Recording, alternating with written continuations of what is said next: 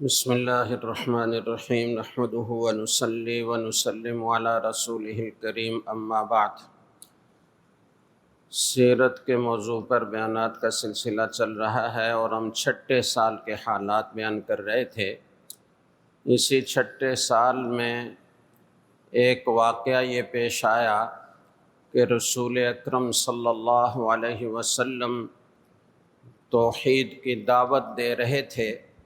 مشرکین آپ پر حملہ آور ہوئے۔ حضرت ابوبکر صدیق رضی اللہ تعالیٰ عنہ سینہ سپر ہو گئے، سامنے کھڑے ہو گئے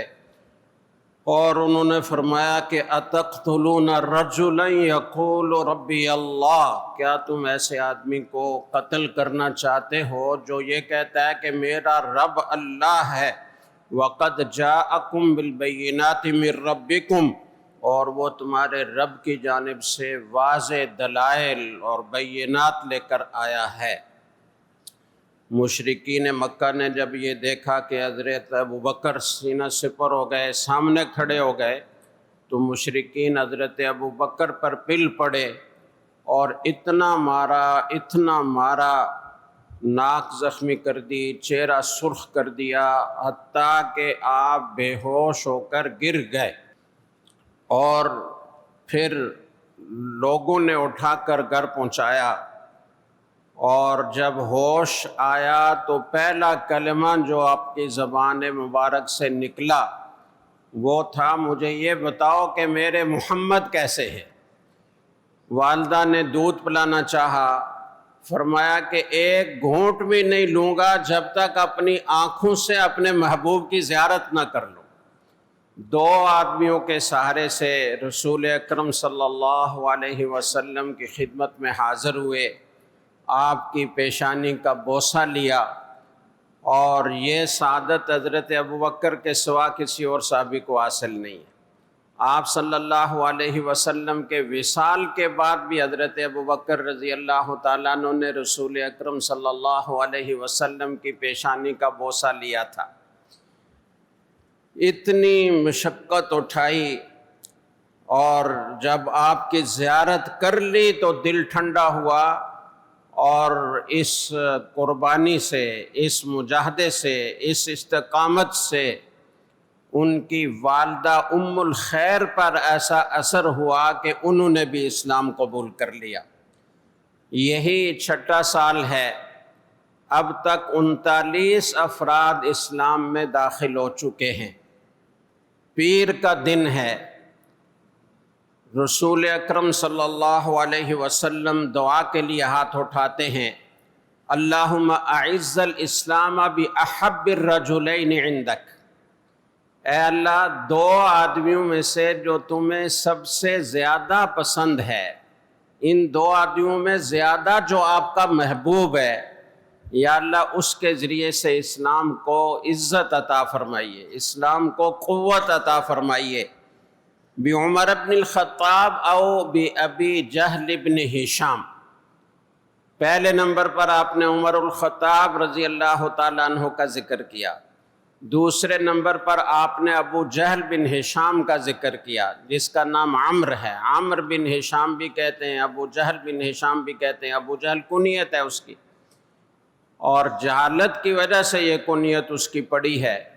اور یہ جو مشہور ہے کہ ابو جہل رسول اکرم صلی اللہ علیہ وسلم کا چچا تھا، یہ غلط ہے، یہ چچا نہیں تھا، اس کا تعلق بنو مخزوم سے تھا، بنو ہاشم بنو مطلب میں سے کسی سے اس کا تعلق نہیں تھا، تو یہ چچا نہیں تھا، لیکن دشمنی میں پیش تھا۔ آپ نے یہ دعا فرمائی پیر کے دن۔ منگل کا دن آیا، آپ نے پھر اس دعا کو دہرایا۔ بدھ کا دن آیا، آپ نے پھر یہ دعا مانگی، اور یہ سب صحابہ کرام کے سامنے ہو رہا تھا۔ رسول اللہ صلی اللہ علیہ وسلم کی دعا کے قبول ہونے کی بشارت اللہ کی طرف سے آئی کہ آپ کی دعا قبول کر لی گئی ہے۔ اب یہ معلوم نہیں کہ کس کو ایمان کی توفیق ہوتی ہے، لیکن اللہ نے یہ بتا دیا کہ آپ نے جو دعا کی ہے وہ قبول کر لی گئی ہے، اور ان قریب آپ اس کا نتیجہ دیکھیں گے۔ حضرت عمر رضی اللہ تعالیٰ عنہ اس وقت تک بدترین دشمن اسلام ہیں، اور اب اس کی انتہا کو پہنچ گئے ہیں، تلوار، ننگی تلوار لے کر نکل پڑے ہیں کہ سارا قصہ ہی آج تمام کر دیتا ہوں۔ محمد الرسول اللہ صلی اللہ علیہ وسلم کو نعوذ باللہ قتل کرنے کے ارادے سے نکلے۔ راستے میں چل رہے تھے تو کسی نے بتایا کہ پہلے اپنے گھر کی تو خبر لو،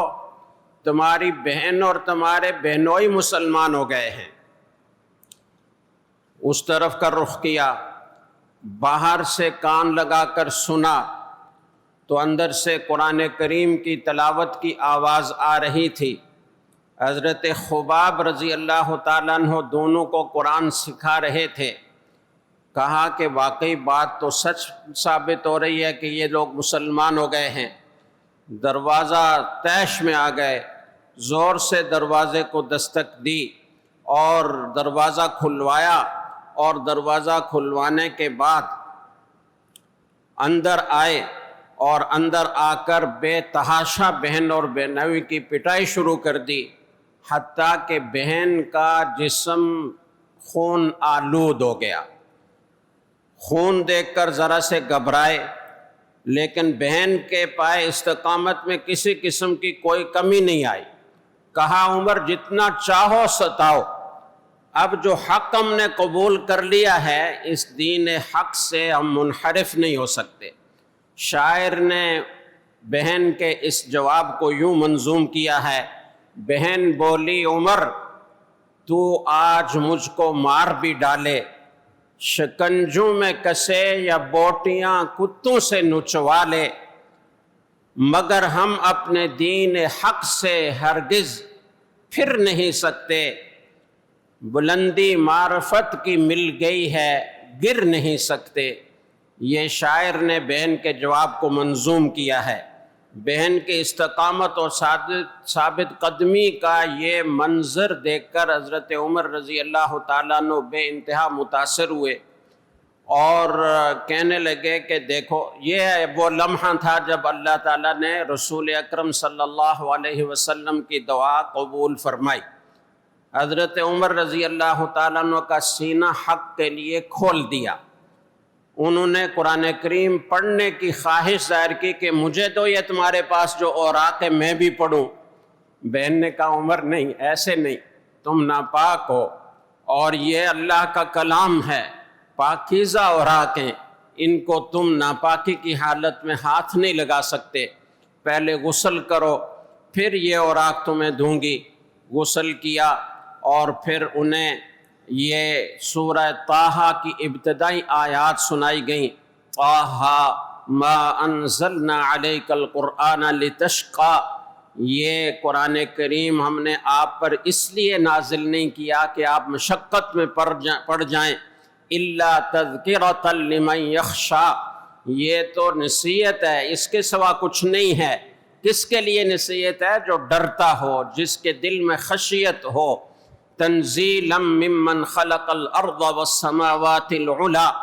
یہ آہستہ آہستہ کر کے نازل کی جا رہی ہے اس ذات کی طرف سے جو بلند آسمانوں، اونچے آسمانوں کی خالق ہے اور زمین کی خالق ہے۔ الرحمن علی العرش استوى، وہ ذات بڑی مہربان ہے، عرش پر جلوہ افروز ہے، اور لہو ما فی السماوات وما فی الارض وما بینہما وما تحت الثری،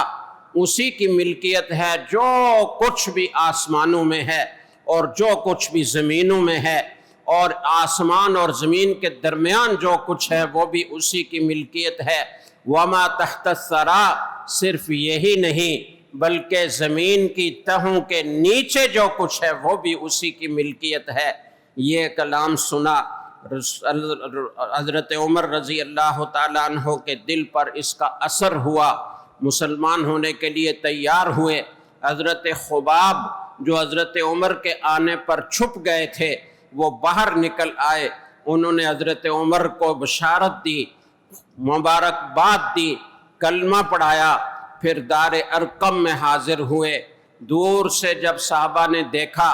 تلوار ہاتھ میں ہے، آ رہے ہیں، بعض نے کہا کہ یا رسول اللہ حضرت عمر کے ارادے کچھ اچھے نہیں معلوم ہوتے۔ رسول اکرم صلی اللہ علیہ وسلم کو اللہ کی طرف سے قبولیت دعا کی بشارت مل چکی تھی، فرمایا کہ نہیں آنے دو۔ آئے، اب یہ آنا عاجزانہ تھا، عاشقانہ تھا، فدایانہ تھا۔ آپ صلی اللہ علیہ وسلم کی خدمت میں حاضر ہو کر کلمہ پڑھا اور اسلام میں داخل ہو گئے۔ اللہ نے فرمایا یا ایھا النبی حسبک اللہ ومن اتبعک من المؤمنین، اے نبی اللہ آپ کو کافی ہیں اور جن مومنین نے آپ کا اتباع کیا اب وہ آپ کے لیے کافی ہیں۔ یہ اللہ رب العزت نے تسلی دی، بشارت دی۔ حضرت عمر رضی اللہ تعالیٰ عنہ نے رسول اکرم صلی اللہ علیہ وسلم سے سوال کیا، یا رسول اللہ کیا ہم حق پر نہیں ہیں؟ آپ صلی اللہ علیہ وسلم نے فرمایا کیوں نہیں، بلا کیوں حق پر نہیں ہیں؟ حضرت عمر رضی اللہ تعالیٰ عنہ نے کہا اللہ کی قسم، اس ذات کی قسم جس کے قبضے میں میری جس نے حق کے ساتھ آپ کو مبعوث فرمایا ہے،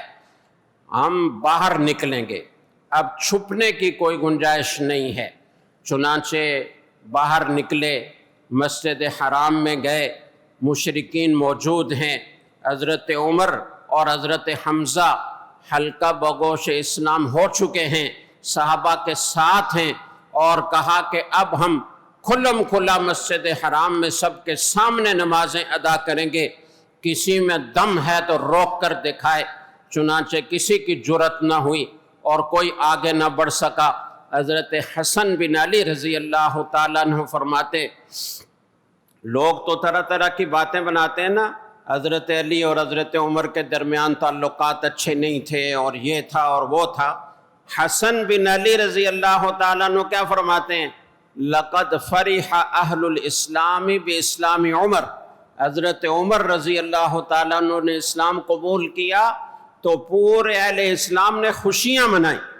حضرت عبداللہ ابن مسعود رضی اللہ تعالیٰ عنہ جو اس امت کے سب سے بڑے فقیہ ہیں، وہ فرماتے ہیں، بخاری میں ہے، وہ فرماتے ہیں ما زلنا اعزتا منذ اسلم عمر، جب سے عمر اسلام لائے ہیں ہم باعزت ہو گئے ہیں، ہماری ایک ویلیو بن گئی ہے، ہماری شان و شوکت قائم ہو گئی ہے، اب جلدی سے کسی کو جرأت ہمیں تکلیف پہنچانے کی نہیں ہوگی۔ اور یہ بھی کہا گیا کان اسلام عمر فتحا وہجرتہ نصرا وخلافتہ رحمہ، حضرت عمر رضی اللہ تعالیٰ عنہ کا اسلام لانا یہ اہل اسلام کی فتح تھی، آپ کا ہجرت کرنا اللہ اور اللہ کے دین کے لیے نصرت تھی، اور آپ رضی اللہ تعالیٰ عنہ کی خلافت امت کے لیے اللہ کی رحمت تھی۔ نبوت کا 7واں سال ہے، حضرت عمر رضی اللہ تعالیٰ عنہ کے اسلام لانے سے کفر و باطل کے ایوانوں میں لرزہ طاری ہے۔ مکہ کا مشرک ٹولہ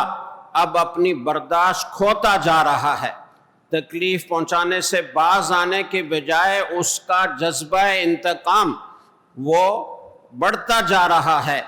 طے یہ کیا جاتا ہے کہ محمد صلی اللہ علیہ وسلم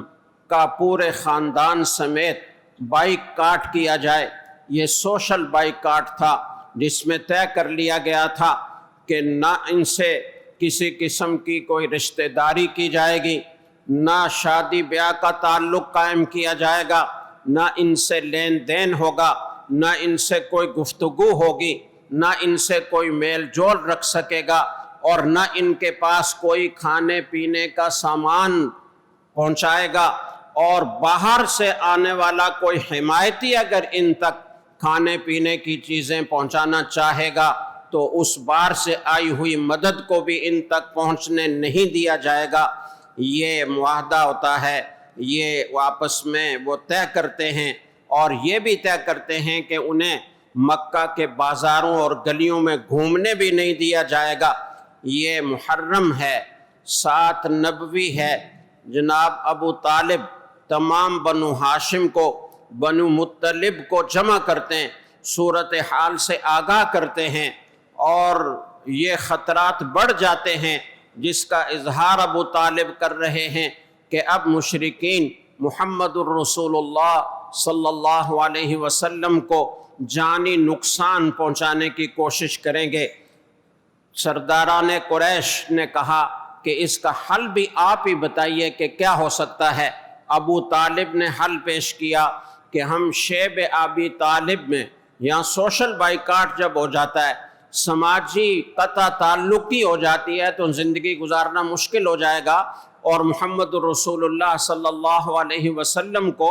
یہاں ہمارے منتشر جگہوں میں رہنے کی صورت میں جان کا خطرہ زیادہ ہوگا۔ ہمیں شیب ابی طالب، دو پہاڑیوں کے درمیان کی لمبی گھاٹی جو ابو طالب کی ملکیت تھی اور قریش کی 10 شاخوں کی اپنی اپنی گھاٹیاں تھیں، تو ابو طالب نے مشورہ دیا اور فیصلہ کیا کہ ہم شیب ابی طالب میں جمع ہو جاتے ہیں، سارے اکٹھے رہتے ہیں۔ اس میں بنو ہاشم کا بائیکاٹ بھی تھا اور بنو مطلب کا بائیکاٹ بھی تھا اور بنو عبد مناف کا بائیکاٹ بھی تھا۔ سب نے کہا کہ ہم مل کر ایک ساتھ رہیں گے تاکہ رسول اکرم صلی اللہ علیہ وسلم کی حفاظت زیادہ بہتر طریقے سے ہو سکے، اور پھر دن کو جب بھی آپ صلی اللہ علیہ وسلم گھاٹی سے دعوت اسلام کے لیے باہر نکلتے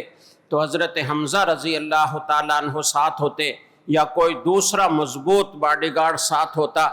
اور رات کو ابو طالب یہ تدبیر کرتے کہ سب کے درمیان میں جب آپ کا بستر ہوتا تو آپ کو کہتے ہیں کہ آپ کے بستر پر میں کسی اور کو لٹا دیتا ہوں، آپ میرے بستر پر لیٹیے۔ دشمن کے وار سے بچنے کی ایک تدبیر کے طور پر وہ یہ کرتے۔ آپ اندازہ لگا سکتے ہیں یہ سوشل بائیکاٹ کیوں کیا گیا تھا؟ اس لیے کیا گیا تھا کہ پیغمبر اسلام صلی اللہ علیہ وسلم کو الگ تھلگ کر دیا جائے، محدود کر دیا جائے، ان کو کمزور کر دیا جائے، ان کو آئسولیٹ کر دیا جائے، اور تاکہ ان کا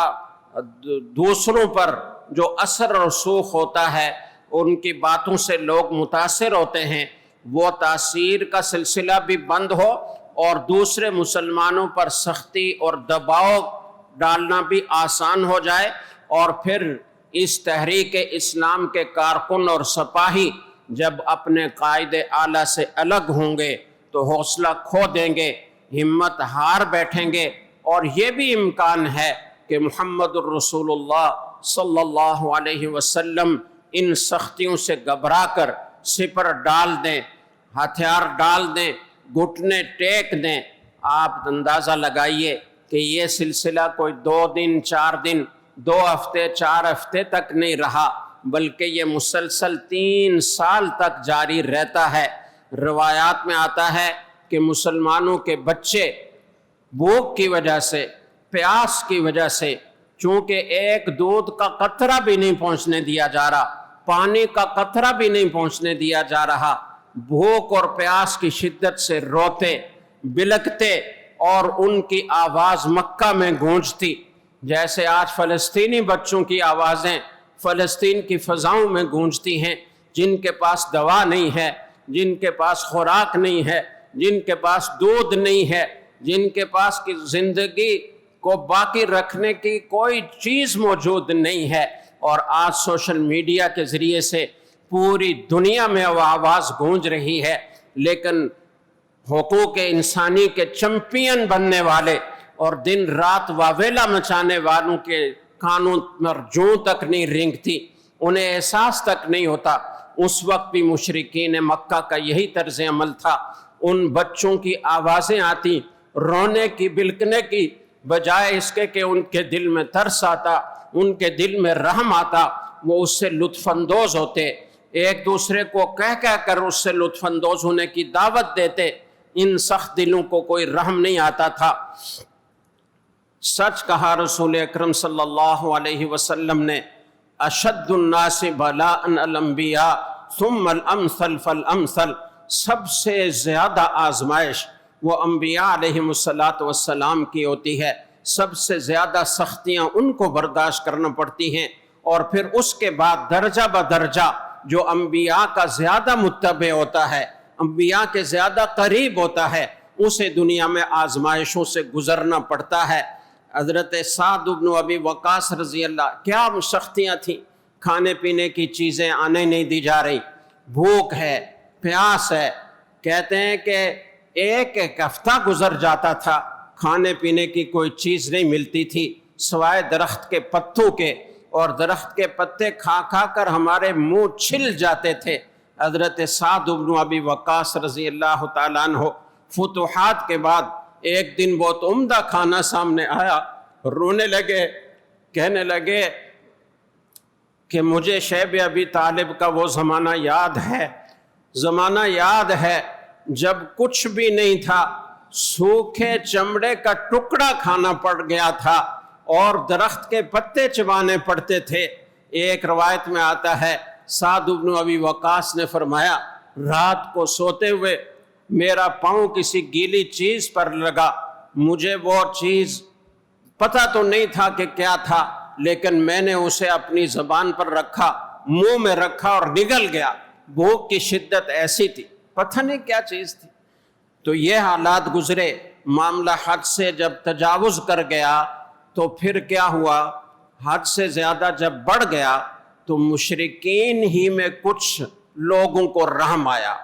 ان کی ہمدردیاں پہلے بھی رسول اللہ صلی اللہ علیہ وسلم کے ساتھ تھیں، اور وہ اس سوشل بائیکاٹ پر دل سے راضی نہیں تھے، لیکن مشرکین کے زور کی وجہ سے وہ بول نہیں سکتے تھے۔ لیکن اب جب حد سے بات گزر گئی، حد سے بات گزر گئی تو پھر ان کو خیال آیا 9 سال کا اختتام ہے، ہشام بن عمرو اور زبیر بن امیہ، مطعم بن عدی، ابو البختری، حکیم بن حزام اور زمع بن اسود، یہ 5 شخصیات ہیں جو اس صورتحال سے پریشان ہیں، اور ان کے دل میں بار بار خیال آتا ہے کہ یہ سوشل بائیکاٹ کا سلسلہ ختم ہونا چاہیے، لیکن کوئی بولنے کی ہمت نہیں کر رہا۔ سب سے پہلے جو سامنے آئے وہ ہشام بن عمرو بن حارث آئے، اور انہوں نے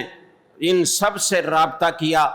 ہر ایک نے کہا کہ ہمارے دل میں بھی یہ بات تھی اور ہمیں اس سلسلے کو ختم کرنے کے لیے تحریک چلانی چاہیے۔ چنانچہ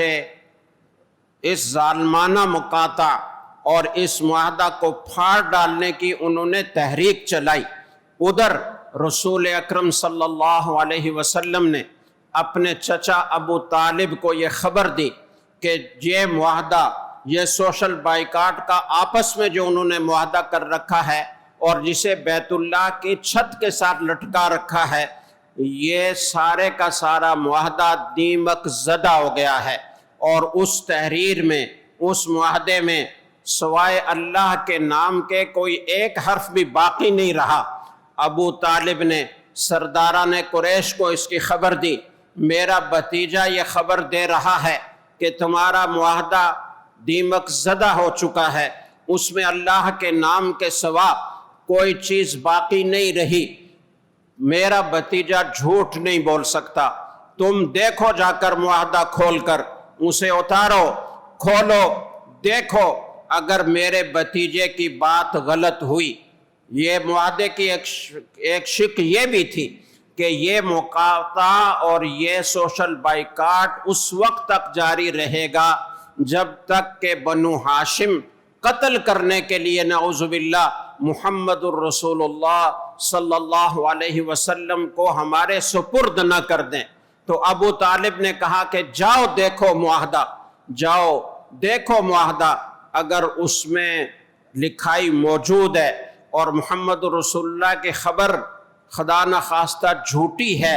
اور اس معاہدے کی تحریر دیمک زدہ نہیں ہوئی ہے تو میں محمد کو تمہارے حوالے کر دوں گا، لیکن اگر محمد رسول اللہ کی بات سچی ہے کہ اللہ کے نام کے سوا اس میں کچھ باقی نہیں رہا تو پھر تمہیں یہ ظالمانہ مقاطع ختم کرنا پڑے گا۔ چنانچہ اس طریقے سے ہشام بن عمرو کی تحریک ادھر سے چلی، ادھر سے یہ خبر گئی، اور ہشام بن عمرو نے دوسرے دن صبح بیت اللہ میں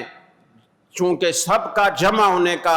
اور بیت اللہ کے سائے میں بیٹھنے کا ایک معمول تھا، بیٹھے ہوئے تھے، خوش گپیاں لگا رہے تھے، آپس میں ہنسی مذاق کر رہے تھے۔ ہشام ابن عمرو بھی گئے اور انہوں نے آ کر پہلے بیت اللہ کا طواف کیا، 7 چکر لگائے، اس کے بعد کھڑے ہو گئے اور کھڑے ہو کر کہا کہ یہ ظالمانہ معاہدہ تم ختم کر دو، اور میں اس وقت تک اپنی جگہ پر نہیں بیٹھوں گا جب تک تم یہ معاہدہ ختم نہیں کرو گے۔ ابو جہل نے کہا کہ یہ کیسے ہو سکتا ہے، دوسرا بولا یہ کیسے ہو سکتا ہے، تیسرا بولا یہ کیسے ہو سکتا ہے، لیکن حضرت وہ جو ہشام بن عمرو تھے، ان کے جو ساتھی تھے ابو البختری، مطعم بن عدی، اسی طریقے سے زمع بن اسود، حکیم ابن حزام، یہ سارے باری باری کھڑے ہوئے اور کہا کہ ہم پہلے بھی اس مقاطع کے حق میں نہیں تھے، ہم مقاطع لکھتے وقت بھی اس پر راضی نہیں تھے، تمہیں یہ ختم کرنا پڑے گا۔ چنانچہ سب طرف سے جب دباؤ آیا تو یہ مقاطع ختم ہوا۔ اس شیب ابی طالب کے 3 سالوں میں جو کچھ مسلمانوں پر، اس میں مسلمان بھی تھے، غیر مسلم بھی تھے، جن کا تعلق بنو ہاشم سے تھا، جن کا تعلق بنو مطلب سے تھا، جن کا تعلق بنو عبد مناف سے تھا، وہ سارے وہاں جمع تھے۔ ابو لہب اگرچہ بنو ہاشم کا فرد تھا لیکن وہ دشمن اسلام تھا، اس لیے وہ مخالف کیمپ میں تھا، وہ شیب ابی طالب میں نہیں تھا۔ شیب ابی طالب کے کچھ حالات انشاءاللہ آئندہ جمعے کو، اور اس پورے واقعے سے اور اس پورے 3 سال کے عرصے میں جو کچھ مسلمانوں پر گزری اور جس طریقے سے انہوں نے دین پر استقامت دکھائی، اس میں امت مسلمہ کے لیے کیا پیغام ہے اور ہمارے آج کے حالات کے لیے کیا درس اور سبق ہے، انشاءاللہ اس پر آئندہ جمعے کو گفتگو ہوگی، اور 7ویں سال کے بعد 8ویں سال کے حالات ہم انشاءاللہ بیان فرمائیں گے۔ السلام علیکم۔